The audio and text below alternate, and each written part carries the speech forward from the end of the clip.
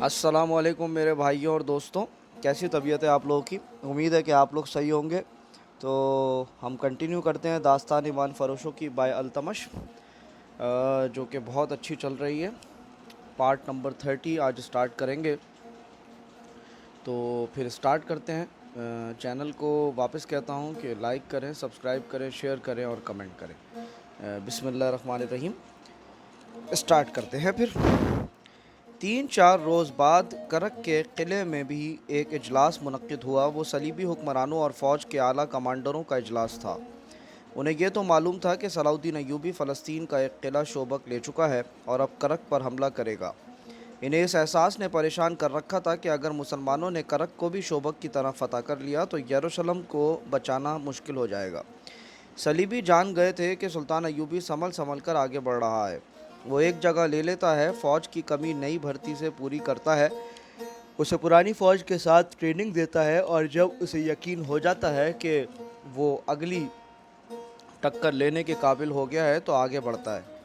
चुनाचे वो करक के दिफा को मजबूत कर रहे थे और बाहर आकर लड़ने की भी स्कीम बना चुके थे, मगर इस इजलास में इन्हें अपनी स्कीम में रद्दोबदल की ज़रूरत महसूस हो रही थी, क्योंकि उनकी इंटेलिजेंस के सरबराह हरमन ने इन्हें सुल्तान अय्यूबी, इसकी फ़ौज और मिस्र के ताज़ा हालात के मुताल्लिक इनकलाबी ख़बरें दी थीं। सलीबी जासूसों ने बहुत ही थोड़े वक्त में करक में ये इत्तलाएँ पहुंचा दी थी कि सुल्तान अय्यूबी उस फ़ौज को काहिरा ले गया है जो इस महाज पर लड़ी और शोबक का किला लिया था, और काहिरा में जो फ़ौज है इसे उजलत में महाज पर भेज दिया गया है और नूरुद्दीन जंगी ने अपनी बेहतरीन फ़ौज की कमक इस महाज पर भेज दी है। और सुल्तान अय्यूबी का भाई तकीउद्दीन दमिश्क से काहिरा पहुंच गया है, जहां वो सुल्तान अय्यूबी का कायम मकाम होगा। और सुल्तान अय्यूबी काहिरा चला गया है, जहां वो साजिशियों को सज़ाए मौत देकर महाज की तरफ रवाना हो गया है। सलीबियों के लिए ये ख़बर अच्छी नहीं थी कि काहिरा का नायब नाज़िम मुसल्लाउद्दीन भी पकड़ा गया है और गद्दारी के जुर्म में मारा गया है। मुसल्लाउद्दीन सलीबियों का कारामद और अहम एजेंट था। सलीबी निज़ाम जासूसी का सरबराह हरमन इजलास को इन तब्दीलियों से आगाह कर रहा था। उसने कहा, मुसल्लाउद्दीन के मारे जाने से हमें नुकसान तो हुआ है, लेकिन तकीउद्दीन का तकर्रुर हमारे लिए उम्मीद अफ़ज़ा है। वो बेशक सलाउद्दीन अय्यूबी का भाई है, लेकिन वो सुल्तान अय्यूबी नहीं है। मेरे तकरीबकार जासूस उसे चक्कर देने में कामयाब हो जाएंगे। ये भी उम्मीद अफ़ज़ा है कि सलाउद्दीन अय्यूबी और अली बिन सुफियान काहिरा से गैर हाजिर हैं। मैं हैरान हूँ कि हम तुम्हारे हशीशीन क्या कर रहे हैं? रहमान ने पूछा। क्या वो दोहरा खेल तो नहीं खेल सक रहे? कमबख्त अभी तक सलाउद्दीन अय्यूबी को कत्ल नहीं कर सके। हम बहुत रकम ज़ाया कर चुके हैं।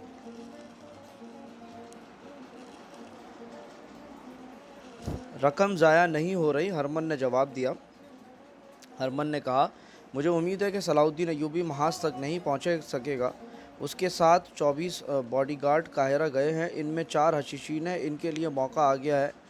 मैंने इंतज़ाम कर दिया है कि वो सलाउद्दीन अय्यूबी को रास्ते में कत्ल कर देंगे।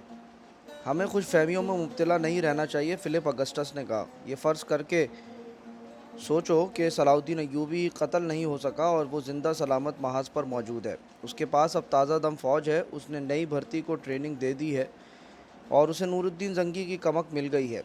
उसने शोबक जैसा मजबूत अड्डा भी हासिल कर लिया है, लिहाजा अब इसकी रसद काहिरा से नहीं आएगी। शोबक में उसने बेशुमार रसद जमा कर ली है। इस सूरत में हमें क्या करना चाहिए? मैं इसे मौका नहीं देना चाहता कि वो करक का मुहासरा कर ले और हम मुहासरे में लड़ें। अब हम मुहासरे तक नौबत नहीं आने देंगे, एक और सलीबी हुक्मरान ने कहा। हम बाहर लड़ेंगे और इस अंदाज से लड़ेंगे कि शोबक का मुहासरा कर लें। सलाउद्दीन सहराई लोमड़ी है, फ़िलिप अगस्टस ने कहा। इसे सहरा में शिकस्त देना आसान नहीं। वो हमें शोबक के मुहासरे की इजाज़त दे देगा, मगर हमारा मुहासरा कर लेगा। मैं इसकी चालें समझ चुका हूँ। अगर तुम इसे सामने सामने ला कर लड़ा सकते हो तो मैं तुम्हें फ़तह की ज़मानत दे सकता हूँ, मगर तुम इसे सामने नहीं ला सकोगे। बहुत देर की बहस मुबाहिसे के बाद ये फ़ैसला हुआ कि निसफ़ फ़ौज को किले से बाहर भेज दिया जाए और सुल्तान अय्यूबी की फ़ौज के करीब ख़ैमाज़न कर दिया जाए और इसकी फ़ौज की नक़्ल व हरकत पर गहरी नज़र रखी जाए। इस स्कीम में बाहर लड़ने वाली फ़ौज की तादाद के मुतालिक फ़ैसला किया गया कि सुल्तान अय्यूबी की फ़ौज से 3 गुना ना हो तो दुगनी ज़रूर हो। عقب سے حملے کے لیے الگ فوج مقرر کی گئی اور پلان میں یہ بھی شامل کیا گیا کہ مسلمان فوج کی کمک اور رسد شوبک سے آئے گی۔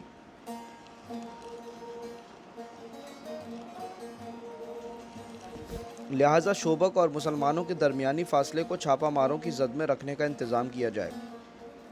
فوجی کمانڈروں نے کہا کہ سامنے سے اتنی زیادہ قوت سے حملہ کیا جائے کہ صلاح الدین ایوبی جم کر لڑنے پر مجبور ہو جائے۔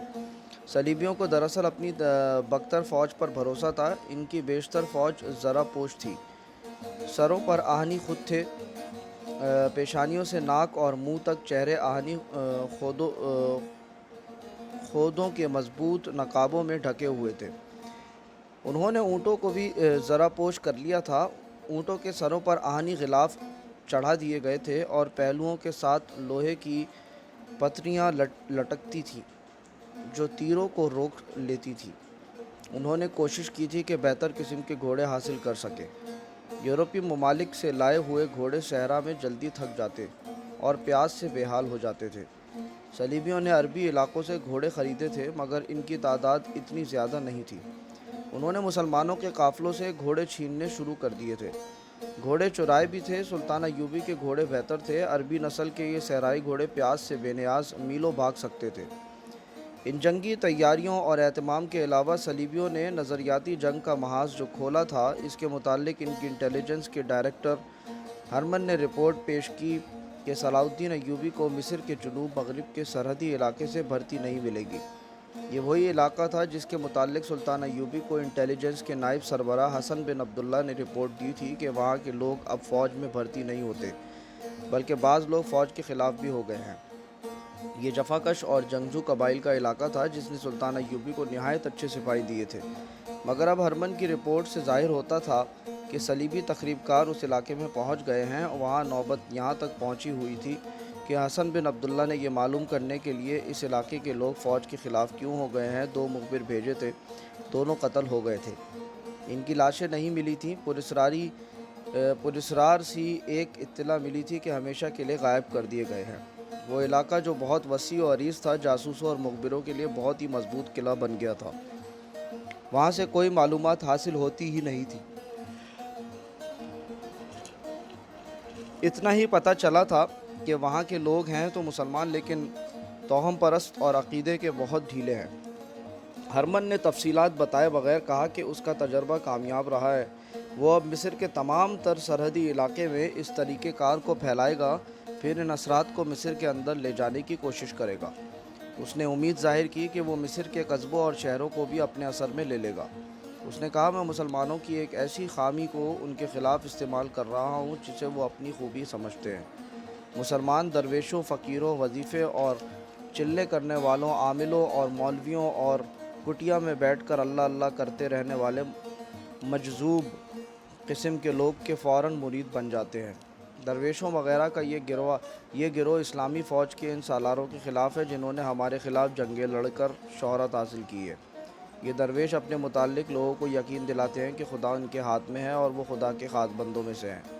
وہ صرف نام پیدا کرنا چاہتے ہیں، ان میں میدان جنگ میں جانے کی ہمت اور جرات نہیں، لہٰذا وہ گھر بیٹھے ہی شہرت حاصل کرنا چاہتے ہیں جو سالاروں نے جہاد میں حاصل کی ہے۔ اگر دیانتداری اور غیر جانبداری سے دیکھا جائے تو مسلمانوں کی یہ فوج لیڈر، جن میں صلاح الدین ایوبی اور نور الدین زنگی بھی شامل ہیں، قابل تحسین انسان ہیں۔ ان میں سے جنہوں نے یورپ تک اسلام پھیلا دیا اور اسپین کو اپنی سلطنت میں شامل کر لیا تھا، وجہ طور پر حق رکھتے ہیں کہ قوم اپنی عبادت میں بھی ان کا نام لے مگر ان کے خلیفوں نے اپنا نام عبادت میں شامل کر کے فوجی لیڈروں کی اہمیت گھٹا دی۔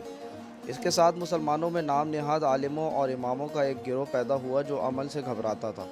انہوں نے کہا کہ جو شخص ہیں وہ عالم اور امام ہیں۔ یہ گروہ خلیفوں کی آڑ میں جہاد کے معنی مسخ کر رہا ہے تاکہ لوگ جہاد میں جانے کی بجائے ان کے گرد جمع ہوں اور انہیں خدا کے برگزیدہ انسان مانیں۔ ان کے پاس پراسرار سی باتیں کرنے کا ایک ایسا طلسماتی انداز ہے کہ لوگ یہ سمجھنے لگے ہیں کہ ان برگزیدہ انسانوں کے سینے میں وہ راز چھپا ہوا ہے جو خدا نے ہر بندے کو نہیں دیا۔ چنانچہ سیدھے سادے مسلمان ان کے جال میں پھنستے جا رہے ہیں۔ میں انہی عالموں اور درویشوں کو استعمال کر رہا ہوں۔ مسلمانوں کی یہ کمزوری ہمیں بہت فائدہ دے رہی ہے۔ میں مسلمانوں کو اسلام کی ہی باتیں سنا کر اسلام کی بنیادی روح سے دور کر لے جا رہا ہوں۔ تاریخ گواہ ہے کہ یہودیوں نے نظریاتی تخریب کاری کر کے اسلام کا کافی حد تک کمزور کر دیا ہے۔ میں انہی کے اصولوں پر کام کر رہا ہوں۔ یہی وہ محاذ تھا جس کے متعلق سلطان ایوب بھی پریشان رہتا تھا۔ پریشانی کا اصل باعث یہ تھا کہ اس محاذ پر اپنی ہی قوم کے افراد کے خلاف لڑ رہے تھے، یہ محاذ اسے نظر نہیں آتا تھا۔ تقی الدین اور اپنے ان حکام کو جنہوں نے قاہرہ میں رہنا تھا ہدایت دے کر سلطان ایوب بھی محاذ کی طرف روانہ ہو گیا۔ اس کے ساتھ 24 ذاتی محافظوں کا دستہ تھا۔ صلیبیوں کو باڈی گارڈز کی نفری کا علم تھا اور انہیں یہ بھی علم تھا کہ اسی دستے میں 4 حشیشین ہیں جو نہایت کامیاب اداکاری سے اور بہادری کے کارناموں سے محافظ دستے کے لیے منتخب ہو گئے تھے۔ ان کا مقصد صلاح الدین ایوبی کا قتل تھا، لیکن انہیں موقع نہیں مل رہا تھا کیونکہ محافظ دستے کا نفری 24 سے کہیں زیادہ رہتی اور ان کی ڈیوٹی بدلتی رہتی تھی۔ کبھی بھی ایسا نہ ہوا کہ ان چاروں کی ڈیوٹی اکٹھی لگی ہو۔ محافظوں کے کمانڈر بہت ہوشیار اور چوکس رہتے تھے، انہیں یہ تو علم نہیں تھا کہ ان کے درمیان قاتل بھی موجود ہیں۔ وہ بیدار رہتے تھے کہ کوئی محافظ کوتاہی نہ کرے۔ اب سلطان ایوبی سفر میں تھا۔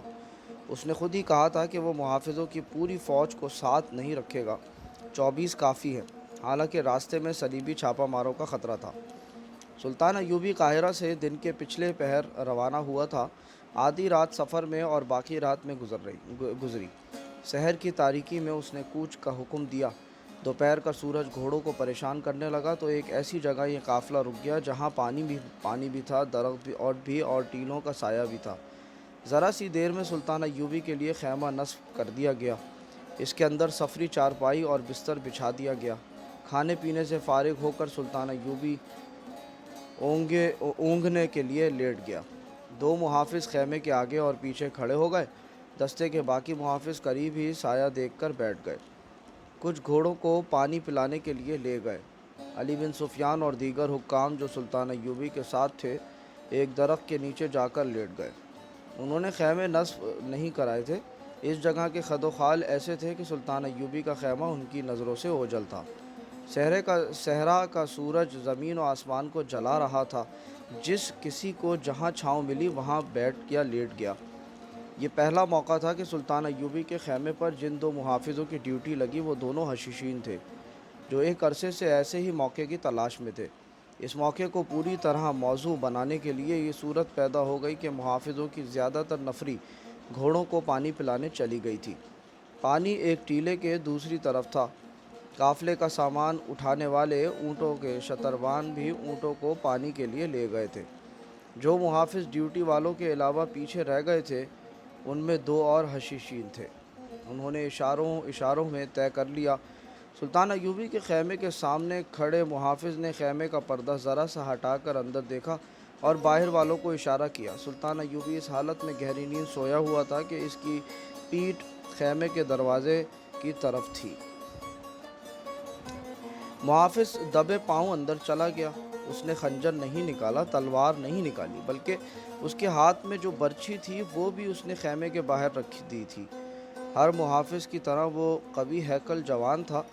دیکھنے میں وہ سلطان ایوبی کی نسبت دگنا نہیں تو 1.5 گنا طاقتور ضرور تھا۔ وہ دبے پاؤں سلطان ایوبی تک گیا اور بجلی کی تیزی سے سلطان کی گردن دونوں ہاتھوں میں جکڑ لی۔ سلطان ایوبی جاگ اٹھا۔ اس نے کروٹ بھی بدل لی، لیکن جس شکنجے میں اس کی گردن آ گئی تھی اس سے گردن چھڑانا ممکن نہیں تھا۔ اسلام کے اس جرری جرنیل کی زندگی صرف 2 منٹ رہ گئی تھی۔ وہ اب پیٹھ کے بل پڑا تھا۔ حملہ آور نے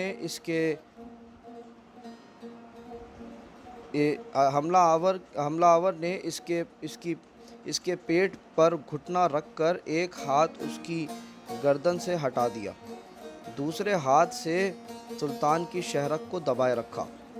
اس نے اپنے کمر بند سے ایک پڑیا سی نکالی، اسے ایک ہی ہاتھ سے کھولا اور سلطان ایوبی کے منہ میں ڈالنے لگا۔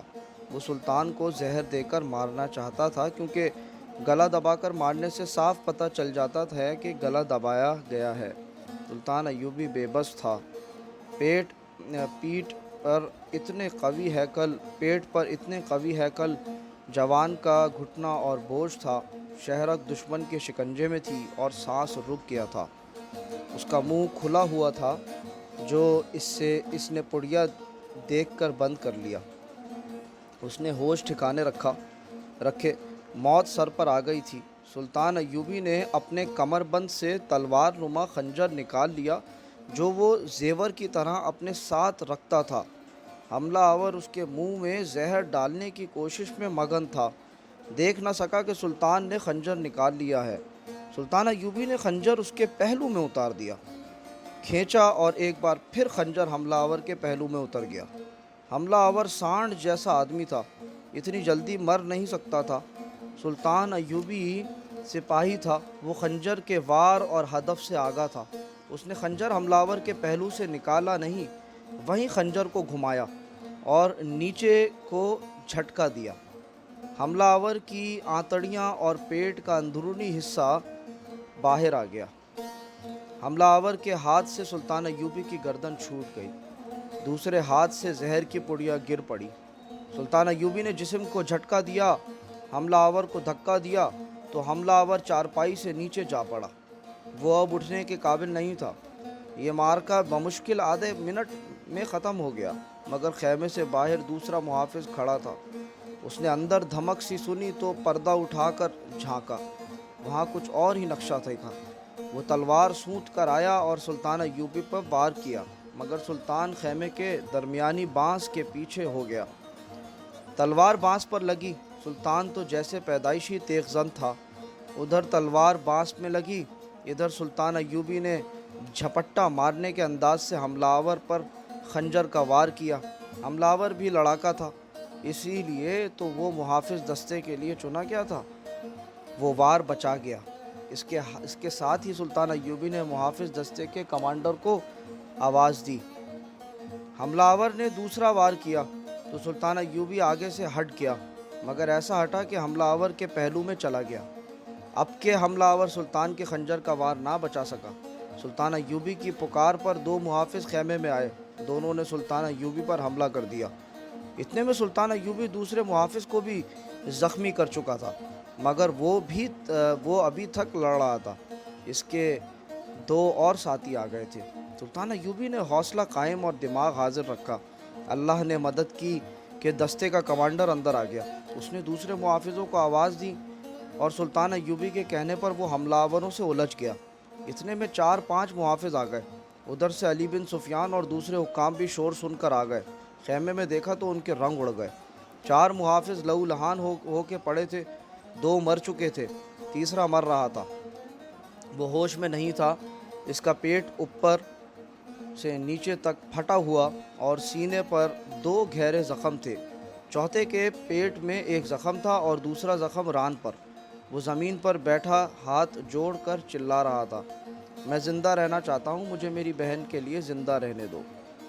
سلطان ایوبی نے اپنے محافظوں کو روک دیا۔ محافظ اتنے بھڑکے ہوئے تھے کہ انہوں نے تیسرے محافظ کو بے ہوشی میں ہی سانس لیتے دیکھا تو اس کی شہرک کاٹ دی۔ چوتھے کو سلطان ایوبی نے بچا لیا۔ یہ رحم کا جذبہ بھی تھا اور یہ ضرورت بھی کہ اس سے بیان لینے تھے، اس سازش کی کڑیاں بھی ملانی تھی۔ صلاح الدین ایوبی کا طبیب اس کے قافلے کے ساتھ تھا، وہ جراح بھی تھا، ہر جگہ اس کے ساتھ رہا کرتا تھا۔ سلطان ایوبی نے اسے کہا کہ اس زخمی کو ہر قیمت پر زندہ رکھنے کی کوشش کرے۔ سلطان ایوبی کو خراش تک نہیں آئی تھی۔ وہ ہانپ رہا تھا لیکن جذباتی طور پر بالکل مطمئن تھا، غصے کا شائبہ تک نہ تھا۔ اس نے مسکرا کر کہا، میں حیران نہیں ہوں، ایسا ہونا ہی تھا۔ علی بن سفیان کی جذباتی حالت بگڑی ہوئی تھی۔ وہ اس کی ذمہ داری تھی کہ محافظ دستے کے لیے جسے منتخب کیا جائے اس کے متعلق چھان بین کرے کہ وہ قابل اعتماد ہے۔ اب یہ دیکھنا تھا کہ دستے کے باقی سپاہیوں میں کوئی ان کا ساتھی رہ گیا ہے یا باقی دیانت دار ہیں۔ سلطان ایوبی کے بستر پر وہ پڑیا پڑی ہوئی تھی جو حملہ آور اس کے منہ میں ڈالنا چاہتا تھا۔ ایک سفید سا سفوف تھا جس میں سے کچھ بستر پر بکھر گیا تھا۔ طبیب نے یہ سفوف دیکھا اور جب سنا کہ یہ سلطان ایوبی کے منہ میں ڈالا جا رہا تھا تو طبیب کا رنگ اڑ گیا۔ اس نے بتایا کہ یہ ایسا زہر ہے جس کا صرف ایک ذرہ حلق سے نیچے اتر جائے تو تھوڑی سی دیر میں انسان نہایت اطمینان سے مر جاتا ہے۔ وہ تلخی محسوس نہیں کرتا اور نہ وہ اپنے اندر کوئی اور تبدیلی محسوس کرتا ہے۔ طبیب نے سلطان ایوبی کا بستر اٹھوا کر باہر بھجوایا اور صاف کروایا۔ سلطان ایوبی نے زخمی کو اٹھوا کر اپنے بستر پر لٹا دیا۔ اس کے پیٹ میں تلوار لگی تھی اور دوسرا زخم ران پر تھا۔ پیٹ کا زخم مہلک نظر نہیں آتا تھا، ترچھا تھا۔ ران کا زخم لمبا تھا اور گہرا تھا۔ وہ ہاتھ جوڑ کر سلطان ایوبی سے زندگی کی بھیک مانگ رہا تھا۔ سلطان کے خلاف اس کے دل میں کوئی ذاتی دشمنی نہیں تھی، کوئی نظریاتی عداوت بھی نہیں تھی۔ وہ کرائے کا قاتل تھا۔ اپنی شکست کے ساتھ اسے اپنی ہی ایک غیر شادی شدہ بہن کا غم کھائے جا رہا تھا۔ وہ بار بار اس کا نام لیتا اور کہتا تھا کہ میں مسلمان ہوں، میرا گناہ بخش دو، ایک مسلمان بہن کی خاطر مجھے بخش دو۔ زندگی اور موت خدا کے ہاتھ میں ہے، سلطان ایوبی نے اس ایسے لہجے میں کہا جس میں تحمل تھا مگر رعب اور جلال بھی تھا۔ سلطان نے کہا، تم نے دیکھ لیا ہے کہ کون مارتا اور کون زندہ رکھتا ہے، لیکن میرے دوست اس وقت تمہاری جان جن کے ہاتھ میں ہے تم اسے دیکھ رہے ہو۔ اپنا گناہ دیکھو، اپنی بے بسی دیکھو۔ میں تمہیں تمہارے ساتھیوں کی لاشوں کے ساتھ زندہ باہر صحرا میں پھینک دوں گا۔ صحرا کی لومڑیاں اور بھیڑیے تمہیں اس حال میں نوچ نوچ کر کھائیں گے کہ تم زندہ ہوگے، ہوش میں ہوگے مگر بھاگ نہیں سکو گے، بوٹی بوٹی ہو کر مرو گے اور اپنے گناہ کی سزا پاؤ گے۔ زخمی تڑپ اٹھا۔ اس نے سلطان ایوبی کے دونوں ہاتھ پکڑ لیے اور ڈھارے مار مار کر رونے لگا۔ سلطان ایوبی نے پوچھا، تم کون ہو؟ کہاں سے آئے ہو؟ میرے ساتھ تمہاری کیا دشمنی ہے؟ میں فاطمیوں کا آدمی ہوں، اس نے جواب دیا۔ ہم چاروں حشیشین تھے، کوئی 2 سال اور کوئی 3 سال پہلے آپ کی فوج میں بھرتی ہوا تھا۔ ہمیں سکھایا گیا تھا کہ آپ کے محافظ دستے میں کس طرح پہنچا جا سکتا ہے۔ اس نے بولنا شروع کر دیا اور راز کی باتیں بتانے لگا۔ اس نے بتایا، محافظ دستے میں یہی 4 قاتل تھے۔ اس کے بیان کے دوران سلطان ایوبی نے طبیب سے کہا کہ وہ اس کی مرہم پٹی کرتا رہے۔ طبیب نے اسے ایک دوا پلا دی اور خون روکنے کی کوشش کرنے لگا۔ اس نے زخمی کو تسلی دی کہ وہ ٹھیک ہو جائے گا۔ زخمی انکشاف کرتا گیا۔ اس نے معزول فاطمی خلافت اور حشیشین کے معاہدے کو بے نقاب کیا۔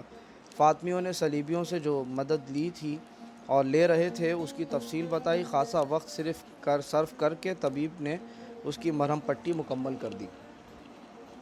سلطان ایوبی کی شفقت تھی جس میں انتقام کا ذرہ سا بھی شک نہیں ہوتا تھا۔ سلطان ایوبی نے کہا کہ لاشیں باہر پھینک دو، اور اس زخمی کے متعلق اس نے علی بن سفیان سے کہا کہ وہ وہیں سے اسے قاہرہ لے جائے، اور اسے خوشامدیاں کی ہے، اور اس نے جو نشاندہیاں کی ہیں ان کے خلاف کارروائی کرے۔ زخمی نے نہایت کارآمد سراغ دیے تھے جن میں کچھ ایسے خطرناک تھے جن کی تفتیش علی بن سفیان کی اچھی طرح کر سکتا تھا۔ اسے اسی وقت اونٹ پر خاص طریقے سے لٹکا کر علی بن سفیان واپسی کے سفر پر چل پڑا۔ صلاح الدین ایوبی پر متعدد بار قاتلانہ حملے ہوئے تھے۔ تاریخ میں ان تمام کا ذکر نہیں آیا۔ مندرجہ بالا طرز کے 2 حملوں کا ذکر ملتا ہے۔ ایک بار ایک فدائی قاتل نے سلطان ایوبی پر اسی طرح سوتے پر خنجر کا وار کیا تھا۔ خنجر پگڑی میں لگا اور سلطان ایوبی جاگ اٹھا تھا۔ یہ قاتل سلطان ایوبی کے ہاتھوں مارا گیا، اور اس کے محافظ دستے کے چند ایسے محافظ پکڑے گئے تھے جو کرائے کے قاتل تھے۔ مصر کے جنوب مغربی علاقے میں جو سوڈان کی سرحد کے ساتھ ملتا تھا، صدیوں پرانی کسی پیچ در پیچ عمارت کے کھنڈر تھے۔ اس زمانے میں مصر کی سرحد کچھ اور تھی۔ صلاح الدین ایوبی کہا کرتا تھا کہ مصر کی کوئی سرحد ہے ہی نہیں، تاہم سوڈانیوں نے ایک خیالی سی سرحد بنا رکھی تھی۔ کھنڈروں کے ارد گرد کا علاقہ دشوار گزار تھا۔ غالباً فرعونوں کے وقتوں میں یہ علاقہ سرسبز تھا اور وہاں پانی کی بہتات تھی۔ خشک جھیلیں اور 2 ندیوں کے گہرے اور خشک پاٹ بھی تھے۔ ریتیلی چٹانیں بھی تھیں اور ریتیلی مٹی کے ٹیلے بھی۔ ان کی شکلیں کسی بہت بڑی عمارت کے کھنڈروں کی مانند تھیں۔ کہیں ٹیلہ ستون کی طرح دور اوپر تک چلا گیا تھا اور کہیں ٹیلے دیواروں کی طرح کھڑے تھے۔ جہاں جہاں جگہ ہموار تھی وہاں ریت تھی۔ چٹانیں اونچی بھی تھیں، نیچی بھی۔ اس علاقے کے ارد گرد کہیں کہیں پانی تھا، لہٰذا درخت تھے اور وہاں کے رہنے والے کھیتی باڑی کرتے تھے۔ کم و بیش 40 میل لمبا اور 10-12 میل چوڑا یہ علاقہ آباد تھا۔ یہ آبادی مسلمان تھی۔ ان میں کچھ لوگ مسلمان نہیں تھے۔ ان کے عجیب و غریب سے عقیدے تھے۔ فرعونوں کی عمارت سے کھنڈروں سے لوگ ڈرا کرتے تھے۔ ان کے ارد گرد کا علاقہ بھی ایسا تھا کہ دیکھنے والے پر ہیبت طاری ہو جاتی تھی۔ وہاں سے کوئی گزرتا ہی نہیں تھا۔ لوگ کہتے تھے کہ وہاں فرعونوں کی بدروحیں رہتی ہیں جو دن کے دوران بھی جانوروں کی صورت میں گھومتی پھرتی رہتی ہیں، اور کبھی اونٹوں پر سوار سپاہیوں کے بھیس میں اور کبھی خوبصورت عورتوں کے روپ میں نظر آتی ہیں، اور رات کو وہاں سے ڈراؤنی آوازیں بھی سنائی دیتی ہیں۔ کوئی 1 سال سے یہ کھنڈر لوگوں کی دلچسپیوں کا مرکز بن گیا تھا۔ اس سے پہلے سلطان ایوبی کی فوج کے لیے بھرتی کی مہم شروع ہوئی تھی تو بھرتی کرنے والے اس علاقے کے ارد گرد بھی گھومتے پھرتے تھے۔ وہاں کے باشندوں نے انہیں خبردار کیا تھا کہ وہ ٹیلوں کے اندر جائیں، اور انہیں پراسرار آوازوں اور ڈراؤنی چیزوں اور بدروؤں کی کہانیاں سنائی گئی تھیں۔ اس علاقے سے فوج کو بہت بھرتی ملی تھی، مگر اس کے بعد بھرتی کرنے والے گئے تو لوگوں کا رجحان بدلا ہوا تھا۔ سرحد پر گشت کرنے والے دستوں نے رپورٹ دی تھی کہ گشتی سنتری بھی اس علاقے کے اندر نہیں جایا کرتے تھے، اور انہوں نے کبھی کسی انسان کو ادھر جاتے نہیں دیکھا تھا، مگر اب وہ لوگوں کو اندر جاتا دیکھتے ہیں اور وہاں سے آنے والے ڈرے ہوئے نہیں ہوتے بلکہ مطمئن سے نظر آتے ہیں۔ اس کے بعد یہ اطلاع ملی کہ ہر جمعرات کے روز رات تک اندر میلہ سا لگتا ہے، اور اس کے بعد اس قسم کا واقعہ ہوا کہ سرحدی دستوں کے 4-5 سپاہی لاپتہ ہو گئے۔ ان کے متعلق یہ رپورٹ دی گئی تھی کہ بھگوڑے ہو گئے ہیں۔ سلطان ایوبی نے جہاں دشمن کے ملکوں میں جاسوس بھیج رکھے تھے، وہاں اس نے اپنے ملک میں بھی جاسوسوں کا جال بچھا رکھا تھا۔ غیر مسلم مورخوں نے سلطان ایوبی کو خاص طور پر خراج تحسین پیش کیا ہے کہ اس نے آج کے انٹیلیجنس نظام اور کمانڈو طریقہ جنگ کو خصوصی اہمیت دے کر ٹریننگ کے نئے طریقے دریافت کیے، اور یہ ثابت کر دیا کہ صرف 10 افراد سے 1000 نفری کی فوج کا کام لیا جا سکتا تھا۔ یہ الگ بات ہے کہ مسلمان ہونے کی وجہ سے یورپی مورخوں نے سلطان ایوبی کے اس فن کو تاریخ میں اتنی جگہ نہیں دی جتنی دینی چاہیے، لیکن اس دور کے واقعہ نگاروں نے جو تحریری قلم بند کی ہے، ان سے پتہ چلتا ہے کہ اسلام کا یہ عظیم پاسبان انٹیلیجنس، گوریلا اور کمانڈو آپریشن کا کس قدر ماہر تھا۔ اندرون ملک اس کی انٹیلیجنس گوشے گوشے پر نظر رکھتی اور فوج کی مرکزی کمان کی رپورٹیں دیتی رہتی تھی۔ یہ اسی نظام کی اعلیٰ کارکردگی کا ثبوت تھا کہ مصر سے کے دور دراز کے ایسے علاقے کی سرگرمیوں کی بھی اطلاع مرکز کو پہنچا دی گئی تھی، جس کے متعلق کہا جاتا تھا کہ اس چھوٹے سے خطے کو تو خدا نے بھی فراموش کر رکھا ہے، مگر مخبروں نے وہاں کے لوگوں کی صرف ذہنی تبدیلی دیکھی اور اسی کی اطلاع دی تھی۔ انہیں ابھی یہ معلوم نہیں تھا کہ اندر کیا ہوتا ہے۔ اس اطلاع کے بعد 2 مخبر قتل یا لاپتہ ہو گئے تھے۔ وہاں کے لوگوں نے نہ صرف ٹیلوں کے ڈراؤنے علاقے کے اندر جانا شروع کر دیا بلکہ وہ فرعونوں کی اس پیچ در پیچ عمارت کے کھنڈروں میں بھی جانے لگے تھے، جہاں جانے کے تصور سے ہی ان کے رونگٹے کھڑے ہو جایا کرتے تھے۔ کچھ عرصے پہلے اس کی ابتدا اس طرح ہوئی تھی کہ ایک گاؤں میں ایک شتر سوار آیا۔ یہ اجنبی مسلمان اور مصری تھا۔ اس کا اونٹ اچھی نسل کا اور تندرست تھا۔ اس مسافر نے گاؤں والوں کو اکٹھا کر کے ایک قصہ سنایا کہ وہ غربت سے تنگ آ چکا تھا۔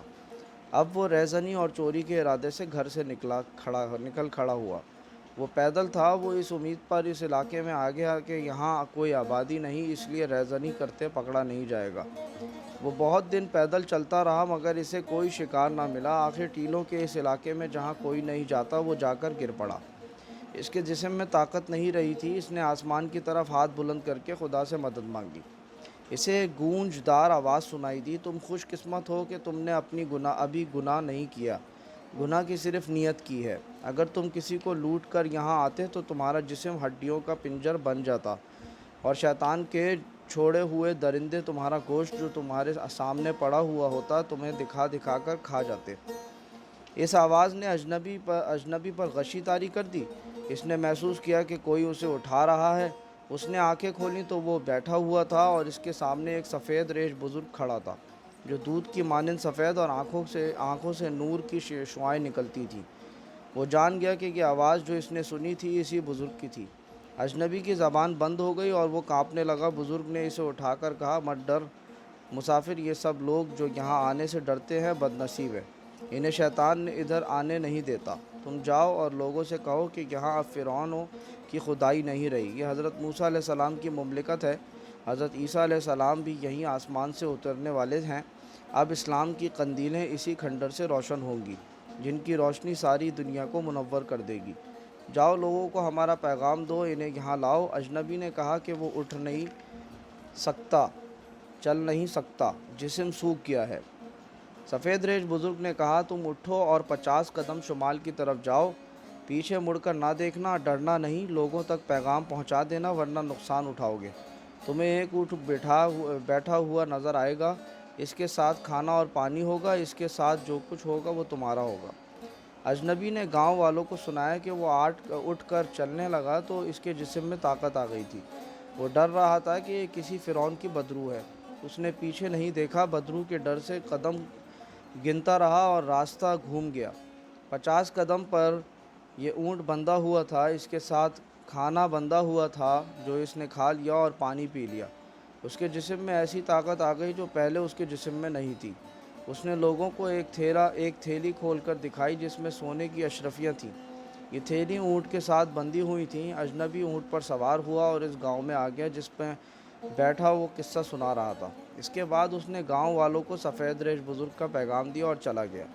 इसका सुनाने का अंदाज़ ऐसा पुर असर था कि लोगों के दिलों में टीलों के इलाके में जाने का इश्तियाक पैदा हो गया। लेकिन गांव के बूढ़ों ने कहा कि ये अजनबी इंसान नहीं बल्कि खंडर के शरार का हिस्सा है। इंसानी फितरत में ये कमज़ोरी है कि छुपे हुए को बेनकाब करने की और भेद को पा लेने की कोशिश करती है। जिन जिस्मों में जवानी का खून होता है वो ख़तरे मोल ले लेते हैं। गांव के जवानों ने इरादा कर लिया कि वो वहाँ जाएंगे। अशरफियों का जादू बड़ा सख्त था जिससे वो लोग बच नहीं सकते थे। तो साथियों, आज का पार्ट नंबर 30 ख़त्म हुआ चाहता है। उम्मीद है कि आप लोगों को पसंद आया होगा। कल मिलते हैं पार्ट नंबर 31 के साथ। इस अपनेपन के साथ कि अपना बहुत ख्याल रखिएगा और चैनल को लाइक करें, सब्सक्राइब करें, शेयर करें और कमेंट करें। अस्सलामु अलैकुम वरहमतुल्लाहि वबरकातुहू।